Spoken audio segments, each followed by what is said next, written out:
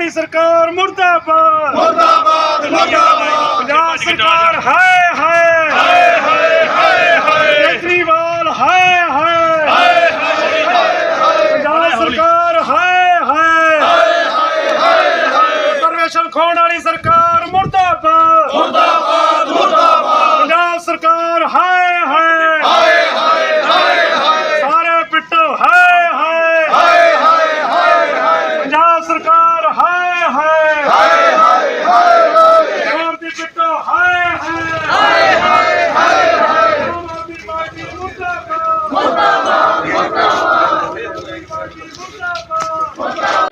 झाड़ू तेरा कख ना रहे गरीबान थके कन वालिया वे झाड़ू तैनू वोटा पाके पाना तू कर गया धक्का वे तेरा कख ना रहे वे गरीबान धक्का करन वालिया पंजाब सरकार मुर्दाबाद मुर्दाबाद मुर्दाबाद। जोर न पिट्टो हाय सारे ही मर गए हाय गुंगे एमएलए मुर्दाबाद आवाज नहीं चकदे हाय गुंगे हो गए हाय बिल्लियां बन गए हाय बहुत ही सत्कारयोग साथियों ਅੱਜ ਦਾ ਜਿਹੜਾ ਮੈਟਰ ਲੈ ਕੇ ਆਏ ਆ ਸਾਡੀ ਜਿਹੜੀ ਰਿਜ਼ਰਵੇਸ਼ਨ ਖਤਮ ਕੀਤੀ ਜਾ ਰਹੀ ਆ ਔਰ ਬਹੁਤ ਹੀ ਜਿਹੜੀ ਮੰਦਭਾਗੀ ਗੱਲ ਆ ਭਗਵੰਤ ਮਾਨ ਸਰਕਾਰ ਦੇ ਲਈ ਜਿਹੜੇ ਸਾਡੇ ਅਫਸਰਾਂ ਦੇ ਜਾਂ ਸਾਡੇ ਪੜ੍ਹੇ ਲਿਖੇ ਨੌਜਵਾਨਾਂ ਤੇ ਉਹਨਾਂ ਨੇ ਸਵਾਲ ਚੱਕਿਆ ਕਿ ਇਹਨਾਂ ਵਿੱਚ ਕਾਬਲੀਅਤ ਨਹੀਂ ਹੁੰਦੀ। ਬੜੀ ਸ਼ਰਮਨਾਕ ਗੱਲ ਆ। ਮੈਂ ਇੱਥੇ ਸਾਰੀ ਆਪ ਸਰਕਾਰ ਨੂੰ ਕਹਿਣਾ ਚਾਹੁੰਦਾ ਵੀ 92 ਐਮਐਲਏ ਆ, ਤੁਹਾਨੂੰ ਲੋਕਾਂ ਨੇ ਬਹੁਮਤ ਦਿੱਤਾ। ਜਿਨ੍ਹਾਂ ਲੋਕਾਂ ਤੋਂ ਤੁਸੀਂ ਬਹੁਮਤ ਲੈ ਕੇ ਸਰਕਾਰ ਬਣਾਈ ਆ, ਸ਼ਰਮ ਕਰੋ ਉਹਨਾਂ ਲੋਕਾਂ ਦਾ ਖੂਨ ਪੀਂਦਿਆਂ ਹੋਇਆਂ ਜਿਨ੍ਹਾਂ ਦੀਆਂ ਗੱਡੀਆਂ ਲੈ ਕੇ।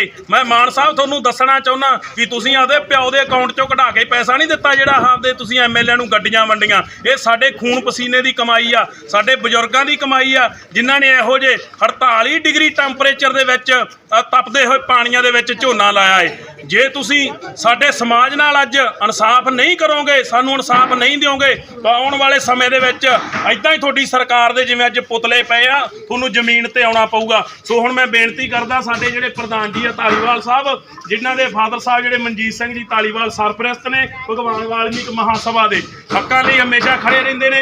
ਮੈਂ ਉਹਨਾਂ ਨੂੰ ਵੀ ਬੇਨਤੀ ਕਰਦਾ ਕਿ ਇਹ ਸਰਕਾਰ ਦੀਆਂ ਜਿਹੜੀਆਂ ਕੋਝੀਆਂ ਚਾਲਾਂ ਨਖੇਧੀ ਵਾਲੇ ਕੰਮਾਂ ਬਾਰੇ ਕੋਈ ਦੋ ਸ਼ਬਦ ਕਹਿਣਗੇ ਜੀ। ਬਹੁਤ ਹੀ ਜਿੰਨੇ ਵੀ ਸਾਥੀ ਸਾਡੇ ਰਿਜ਼ਰਵੇਸ਼ਨ ਬਚਾਉਣ ਵਾਸਤੇ ਪਹੁੰਚੇ ਆ, ਪਹਿਲਾਂ ਤਾਂ ਮੈਂ ਫਤਿਹ ਅਰਜ਼ ਕਰਦਾ ਵਾਹਿਗੁਰੂ ਜੀ ਕਾ ਖਾਲਸਾ ਵਾਹਿਗੁਰੂ ਜੈ ਭੀਮ, ਜੈ ਭਾਰਤ, ਜੈ ਸੰਵਿਧਾਨ। ਸਾਥੀਓ ਮੈਨੂੰ ਪਤਾ ਵੀ ਸਾਡੇ ਜਿਹੜੇ ਐਮਐਲਏ ਹੈਗੇ ਹਲਕਾ ਨਿਹਾਲ ਸਿੰਘ ਵਾਲੇ ਦੇ, ਉਹ ਵੀ ਸ਼੍ਰੋਮਣੀ ਸ਼ਹੀਦ ਬਾਬਾ ਜੀਵਨ ਸਿੰਘ, ਭਗਵਾਨ ਵਾਲਮੀਕ ਜੀ ਅਤੇ ਬਾਬਾ ਸਾਹਿਬ ਅੰਬੇਦਕਰ ਸਾਹਿਬ ਉਹਨਾਂ ਦੇ ਨਾਲ ਸੰਬੰਧ ਰੱਖਦੇ ਆ, ਉਹਨਾਂ ਦੀ ਔਲਾਦ ਆ।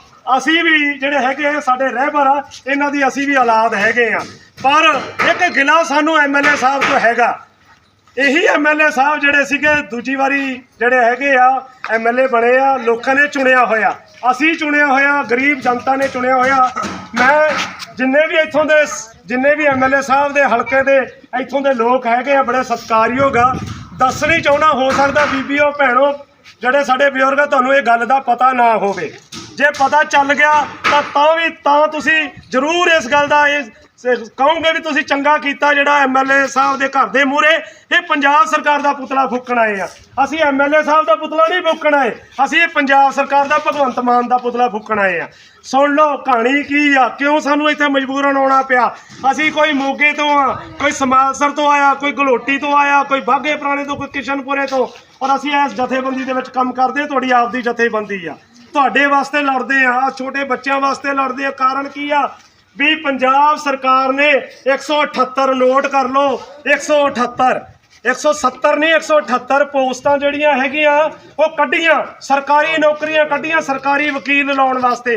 ਤੁਹਾਡੇ ਇਸ ਪਿੰਡ ਦਾ ਭਾਣਜਾ ਦੋਹਤਾ ਵੀ ਇੱਕ ਜਿਹੜਾ ਸਰਕਾਰੀ ਵਕੀਲ ਲੱਗਾ ਹੋਇਆ, ਜਿਹੜਾ ਉਹਦਾ ਨਾਂ ਜਿਹੜਾ ਹੈਗਾ ਆਪਣੇ ਇੱਧਰਲੇ ਪਾਸੇ ਵਰਿੰਦਰ ਹੈਗਾ ਮੁੰਡਾ, ਉਹਦੇ ਮਾਮੇ ਦਾ ਮੁੰਡਾ, ਦੋ ਕੁੜੀਆਂ ਇੱਥੋਂ ਜਿਹੜੀਆਂ ਮੋਗੇ ਵਿਆਹੀਆਂ ਹੋਈਆਂ ਹੈਗਾ, ਉਹਨਾਂ ਦਾ ਮੁੰਡਾ ਇੱਕ ਸਰਕਾਰੀ ਵਕੀਲ ਆ। ਐਂ ਹੀ ਜਿਹੜੀ ਪੰਜਾਬ ਸਰਕਾਰ ਨੇ 178 ਪੋਸਟਾਂ ਕੱਢੀਆਂ ਔਰ 178 ਪੋਸਟਾਂ ਜਿਹੜੀਆਂ ਸਰਕਾਰੀ ਵਕੀਲ ਦੀਆਂ ਕੱਢੀਆਂ, ਉਹਦੇ ਵਿੱਚੋਂ ਆਪਣੀਆਂ ਮਜ਼੍ਹਬੀ ਸਿੱਖਾਂ ਦੀਆਂ ਪੋਸਟਾਂ ਜਿਹੜੀਆਂ ਹੈਗੀਆਂ ਜਾਂ ਅਨੁਸੂਚਿਤ ਜਾਤੀ ਦੀਆਂ ਪੋਸਟਾਂ 45 ਬਣਦੀਆਂ, 45 ਲੱਗਣੇ ਸੀਗੇ ਆਪਣੇ ਬੰਦੇ ਮਜ਼੍ਹਬੀ ਸਿੱਖ 45 ਉਹਨਾਂ ਨੂੰ ਨੌਕਰੀ ਮਿਲਣੀ ਸੀ ਆਪਣੇ ਬੰਦਿਆਂ ਨੂੰ। ਪਰ ਇਹਨਾਂ ਨੇ ਕੀਤਾ ਕੀ, ਇਹ ਕਹਿੰਦੇ ਜਿਹੜੇ ਝਾੜੂ ਵਾਲੀ ਸਰਕਾਰ ਆ, ਇਹਨਾਂ ਦੇ ਭਗਵੰਤ ਮਾਨ ਦਾ ਇੱਕ ਐਰਨੀ ਹੈ ਇਹਨਾਂ ਦੀ, ਕਿਉਂਕਿ ਇਹਨਾਂ ਦੀ ਜਿਹੜੀ ਪੜ੍ਹਾਈ ਤੇ ਸਾਨੂੰ ਸ਼ੱਕ ਆ, ਇਹ ਯੋਗ ਹੈ ਨਹੀਂ ਗੇ, ਇਸ ਕਰਕੇ ਇਹਨੂੰ ਨੌਕਰੀਆਂ ਨਹੀਂ ਦੇਣੀਆਂ। ਔਰ ਤੁਹਾਨੂੰ ਨਹੀਂ ਪਤਾ ਇਸ ਗੱਲ ਦਾ। ਔਰ ਸਾਡੀ ਰਿਜ਼ਰਵੇਸ਼ਨ ਜਿਹਦੀ ਬਦੌਲਤ ਸਾਨੂੰ ਜਿਹੜਾ ਹੈਗਾ ਨੌਕਰੀ ਮਿਲਦੀ ਆ, ਜਿਹੜੇ ਅਸੀਂ ਮਜ਼੍ਹਬੀ ਸਿੱਖ ਸਮਾਜ ਦੇ ਵਿੱਚ ਪੈਦਾ ਹੋਏ ਆ, ਜਦੋਂ ਅਸੀਂ ਕਿਤੇ ਐਡਮਿਸ਼ਨ ਲੈਂਦੇ ਹਾਂ 10ਵੀਂ ਜਾਂ 12ਵੀਂ ਕਰਨ ਤੋਂ ਬਾਅਦ, ਤੇ ਜੇ ਅਸੀਂ ਮਜ਼੍ਹਬੀ ਸਿੱਖ ਨੂੰ ਬਿਲੋਂਗ ਕਰਦੇ ਐਸਸੀ ਕਮਿਊਨਿਟੀ ਨੂੰ, ਜਿਹੜਾ ਸਮਾਜ ਨੂੰ ਅਸੀਂ ਸੰਬੰਧਿਤ ਆ, ਸਾਨੂੰ ਉਹਦੇ ਵਾਸਤੇ ਅਗਾਂਹ ਦਾਖਲਾ ਮਿਲਦਾ, ਕੋਰਸਾਂ ਦੇ ਵਿੱਚ ਦਾਖਲਾ ਮਿਲਦਾ, ਵਜ਼ੀਫਾ ਮਿਲਦਾ। ਉਸ ਤੋਂ ਬਾਅਦ ਜਦੋਂ ਸਾਨੂੰ ਨੌਕਰੀ ਮਿਲਦੀ ਆ, ਉਦੋਂ ਵੀ ਸਾਨੂੰ ਰਿਜ਼ਰਵੇਸ਼ਨ ਕਰਕੇ ਨੌਕਰੀ ਮਿਲਦੀ ਆ। ਔਰ ਆਹ ਸਰਕਾਰ ਨੇ ਉਹ ਸਾਡੀ ਰਿਜ਼ਰਵੇਸ਼ਨ ਜਿਹੜੀ ਆ ਖਤਮ ਕਰ ਲਈ ਆ, ਸਾਡੇ ਤੋਂ ਖੋਹ ਲਈ ਆ। ਤੁਹਾਡੇ ਆ ਜਵਾਕਾਂ ਨੂੰ ਨੌਕਰੀਆਂ ਨਹੀਂ ਮਿਲਣੀਆਂ, ਇਹ ਸੁਣ ਲਓ ਤੁਸੀਂ ਗੱਲ। ਅਸੀਂ ਸਿਰਫ ਰਿਜ਼ਰਵੇਸ਼ਨ ਬਚਾਉਣ ਵਾਸਤੇ, ਔਰ ਇਹ ਗੁੰਗੀ ਬੋਲੇ ਐਮਐਲਏ ਆ ਜਿੰਨੇ ਆਮ ਆਦਮੀ ਪਾਰਟੀ ਦੇ, ਜਿਹੜੇ ਉੱਥੇ ਬੋਲਦੇ ਨਹੀਂ ਗੇ, ਉਹਨਾਂ ਦੇ ਥੱਲੇ ਲੱਗੇ ਹੋਏ ਆ, ਇਹ ਕਿਉਂ ਨਹੀਂ ਬੋਲਦੇ ਉੱਥੇ? ਇਹ ਬੋਲਣਾ ਚਾਹੀਦਾ ਸੀ ਇਹਨਾਂ ਨੂੰ ਵੀ ਤੁਸੀਂ ਰਿਜ਼ਰਵੇਸ਼ਨ ਕਦੋਂ ਬੰਦ ਕਰਦੇ ਆ? ਵੀ ਸਾਡੇ ਜਵਾਕ ਭੁੱਖੇ ਮਰ ਜਾਣਗੇ, ਇਹਨਾਂ ਨੂੰ ਨੌਕਰੀਆਂ ਨਹੀਂ ਮਿਲਣੀਆਂ, ਤੁਸੀਂ ਰਿਜ਼ਰਵੇਸ਼ਨ ਕਦੋਂ ਬੰਦ ਕਰਦੇ ਆ? ਇਹ ਬਿਲਕੁਲ ਇਹਨਾਂ ਦੇ ਵਿੱਚੋਂ ਕੋਈ ਵੀ ਆਮ ਆਦਮੀ ਪਾਰਟੀ ਦਾ ਐਮਐਲਏ ਉੱਥੇ ਜਾ ਕੇ ਬੋਲਿਆ ਨਹੀਂ ਗਾ। ਭਗਵੰਤ ਮਾਨ ਦੇ ਸਾਰੇ ਸੀਰੀ ਬਣੇ ਹੋਏ ਆ, ਕਿਉਂ ਨਹੀਂ ਬੋਲਦੇ ਉੱਥੇ? ਇਹਨਾਂ ਨੂੰ ਆਵਾਜ਼ ਚੱਕਣੀ ਚਾਹੀਦੀ ਸੀਗੀ ਵੀ ਭਾਈ ਸਾਡਾ ਸਮਾਜ ਆ, ਸਾਡੇ ਸਮਾਜ ਨੂੰ ਆ ਜਿਹੜੇ ਛੋਟੇ ਛੋਟੇ ਬੱਚੇ ਆ, ਇਹਨਾਂ ਦੀ ਤੁਸੀਂ ਰਿਜ਼ਰਵੇਸ਼ਨ ਖੋ ਰਹੇ ਆ। ਕਾਹਦੇ ਵਾਸਤੇ ਖੋ ਰਹੇ ਆ? ਬਹਾਲ ਕਰੋ ਰਿਜ਼ਰਵੇਸ਼ਨ। ਸਾਨੂੰ ਇਹਨਾਂ ਦੇ ਪਿਓ ਨੇ ਨਹੀਂ ਦਿੱਤੀ ਰਿਜ਼ਰਵੇਸ਼ਨ, ਦਿੱਤੀ ਆ ਸਾਡੇ ਪਿਓ ਨੇ। ਆ ਬਾਬਾ ਸਾਹਿਬ ਆ ਜਿਹਨੇ ਸੰਵਿਧਾਨ ਲਿਖਿਆ, ਇਹਨੇ ਦਿੱਤੀ ਆ ਸਾਨੂੰ ਰਿਜ਼ਰਵੇਸ਼ਨ। ਸਾਰਾ ਭਾਰਤ ਜਿਹੜਾ ਹੈਗਾ ਇਹਨਾਂ ਦੇ ਸੰਵਿਧਾਨ ਅਨੁਸਾਰ ਇਹਨਾਂ ਨੇ ਲਿਖਿਆ ਹੈਗਾ, ਉਹਨਾਂ ਅਨੁਸਾਰ ਚੱਲਦਾ ਸਾਰਾ ਭਾਰਤ ਜਿਹੜਾ ਹੈਗਾ। ਇਸ ਕਰਕੇ ਇਹ ਜਿਹੜੀ ਸਰਕਾਰ ਆ, ਇਹ ਰਿਜ਼ਰਵੇਸ਼ਨ ਖਤਮ ਕਰਦੇ ਤੁਲੀ ਹੋਈ ਆ। ਤੁਹਾਨੂੰ ਨਹੀਂ ਪਤਾ ਇਸ ਗੱਲ ਦਾ। ਸਾਨੂੰ ਦੁੱਖ ਹੋਇਆ ਕਿਉਂਕਿ ਅਸੀਂ ਰਿਜ਼ਰਵੇਸ਼ਨ ਲੈ ਕੇ ਨੌਕਰੀਆਂ ਤੇ ਲੱਗੇ ਹੋਏ ਆ, ਔਰ ਸਾਨੂੰ ਦੁੱਖ ਆ ਕਿ ਅਸੀਂ ਤਾਂ ਨੌਕਰੀਆਂ ਕਰਨੀਆਂ, ਇਹਨਾਂ ਬੱਚਿਆਂ ਦਾ ਕੀ ਕਸੂਰ ਆ? ਇਹਨਾਂ ਦਾ ਕੀ ਕਸੂਰ ਆ? ਇਹਨਾਂ ਨੂੰ ਕਦੋਂ ਮਿਲਣਗੀਆਂ ਨੌਕਰੀਆਂ? ਜੇ ਰਿਜ਼ਰਵੇਸ਼ਨ ਖਤਮ ਹੋ ਗਈ, ਇਹਨਾਂ ਨੂੰ ਨੌਕਰੀਆਂ ਨਹੀਂ ਮਿਲਣੀਆਂ। ਇਸ ਕਰਕੇ ਇਸ ਗੱਲ ਨੂੰ ਸਮਝੋ ਔਰ ਪੁੱਛੋ। ਜੇ ਅੱਜ ਐਮਐਲਏ ਸਾਹਿਬ ਨੂੰ ਅਸੀਂ ਚਾਹੁੰਦੇ ਸੀ ਕਿ ਐਮਐਲਏ ਸਾਹਿਬ ਸਾਡੇ ਸਾਹਮਣੇ ਆਉਂਦੇ, ਜੇ ਸੱਚੇ ਹੁੰਦੇ ਤਾਂ ਸਾਡੇ ਸਾਹਮਣੇ ਆਉਂਦੇ ਔਰ ਸਾਨੂੰ ਕਹਿੰਦੇ ਵੀ ਭਾਈ ਮੈਂ ਤੁਹਾਡੀ ਗੱਲ ਉੱਥੇ ਰੱਖੀ ਆ, ਸਬੂਤ ਦਿੰਦੇ ਵੀ ਮੈਂ ਵਿਧਾਨ ਸਭਾ ਦੇ ਵਿੱਚ ਤੁਹਾਡੀ ਗੱਲ ਰੱਖੀ ਆ, ਰਿਜ਼ਰਵੇਸ਼ਨ ਬਹਾਲ ਕਰਾਵਾਂਗੇ ਅਸੀਂ। ਕੋਈ ਨਹੀਂ ਬੋਲਿਆ, ਇਹਨਾਂ ਦੇ ਵਿੱਚੋਂ ਕੋਈ ਨਹੀਂ ਬੋਲਿਆ। ਜਿੰਨੇ 92 ਜਿੱਤੇ ਆ, 92 ਦੇ ਵਿੱਚੋਂ ਸਾਨੂੰ ਦੂਜਿਆਂ ਦਾ ਕੋਈ ਭਾਅ ਨਹੀਂਗਾ। ਉਹ ਤਾਂ ਚਾਹੁੰਦੇ ਆ ਵੀ ਰਿਜ਼ਰਵੇਸ਼ਨ ਖਤਮ ਹੋਵੇ, ਗਰੀਬ ਜਨਤਾ ਮਰੀ ਭੁੱਖੇ। ਪਰ ਇਹ ਤਾਂ ਸਾਡੇ ਸਮਾਜ ਦੇ ਇਹ ਤਾਂ ਬੋਲ ਸਕਦੇ ਸੀਗੇ, ਇੱਕ ਸ਼ਬਦ ਨਹੀਂ ਇਹਨਾਂ ਨੇ ਬੋਲਿਆ। ਸਾਨੂੰ ਦੁੱਖ ਹੈ ਇਸ ਗੱਲ ਦਾ। ਇਸ ਕਰਕੇ ਅੱਜ ਦੁਖੀ ਹੋ ਕੇ ਅਸੀਂ ਕਰਨੀ ਨੀਂਦ ਸੁੱਤੇ ਹੋਏ ਆ। ਆਪ ਐਮਐਲਏ ਬਣ ਗਏ ਵੀ ਰਿਜ਼ਰਵ ਹਲਕੇ ਚੋਂ, ਅਸੀਂ ਤਾਂ ਕਹਿੰਦੇ ਰਿਜ਼ਰਵ ਹਲਕਾ ਵੀ ਫਿਰ ਖਤਮ ਕਰੋ। ਲੜੋ ਚੋਣਾਂ ਸਿੱਧੀਆਂ, ਪਤਾ ਲੱਗ ਜੂਗਾ ਤੁਹਾਡੇ ਬਰਾਬਰ ਦੂਜੇ ਖੜਨਗੇ, ਪਤਾ ਲੱਗ ਜੂਗਾ ਤੁਸੀਂ ਜਿੱਤੇ ਕਿ ਉਹ ਜਿੱਤੇ ਆ। ਫਿਰ ਇੰਨਾ ਹੀ ਹੈਗਾ, ਰਿਜ਼ਰਵ ਹਲਕੇ ਤੋਂ ਤੁਸੀਂ ਜਿੱਤੇ ਹੋਏ। ਇਸ ਕਰਕੇ ਇਹਨਾਂ ਦਾ ਕੀ ਕਸੂਰ ਹੈ, ਜਵਾਕਾਂ ਦਾ ਕੀ ਕਸੂਰ ਹੈ? ਇਸ ਕਰਕੇ ਅਸੀਂ ਆਪਦੇ ਵਾਸਤੇ ਨਹੀਂ ਆਏ। ਅਸੀਂ ਵੀ ਅੱਜ ਏਸੀ ਕਮਰਿਆਂ ਦੇ ਵਿੱਚ ਸੌਂ ਸਕਦੇ ਸੀ, ਅਸੀਂ ਵੀ ਟੀਵੀ ਵੇਖ ਸਕਦੇ ਸੀਗੇ, ਛੁੱਟੀ ਵਾਲੇ ਦਿਨ ਅਸੀਂ ਵੀ ਆਪਦੇ ਪਰਿਵਾਰ ਨਾਲ ਘੁੰਮਣ ਫਿਰਨ ਜਾ ਸਕਦੇ ਸੀਗੇ। ਪਰ ਅਸੀਂ ਐਸ਼ੋ ਆਰਾਮ ਛੱਡ ਕੇ ਇਹਨਾਂ ਬੱਚਿਆਂ ਦੀ ਖਾਤਰ, ਆਪਦੇ ਸਮਾਜ ਦੀ ਖਾਤਰ ਇੱਥੇ ਆਏ ਆ। ਸਵਾਦ ਸੀਗਾ ਕਿ ਇੱਥੇ ਘਰੇ ਹੁੰਦਾ, ਸਾਡੇ ਸਵਾਲਾਂ ਦਾ ਜਵਾਬ ਦਿੰਦਾ, ਅਸੀਂ ਜਵਾਬ ਕਰਦੇ ਇਹ ਜਵਾਬ ਦਿੰਦਾ, ਅਸੀਂ ਸਵਾਲ ਕਰਦੇ ਇਹ ਜਵਾਬ ਦਿੰਦਾ, ਫੇਰ ਸੀਗਾ ਸਵਾਲ। ਸਾਨੂੰ ਇਹ ਝੂਠਾ ਕਰਦਾ, ਫੇਰ ਸੀਗਾ ਸਵਾਲ। ਇਸ ਕਰਕੇ ਅਸੀਂ ਅੱਜ ਇੱਥੇ ਬੜੇ ਅਫਸੋਸ ਨਾਲ ਸਾਨੂੰ ਕਹਿਣਾ ਪੈਂਦਾ ਵੀ ਸਾਡੇ ਸਮਾਜ ਦਾ ਐਮਐਲਏ ਹੋਵੇ ਔਰ ਸਾਡੀ ਗੱਲ ਨਾ ਸੁਣਦਾ ਹੋਵੇ।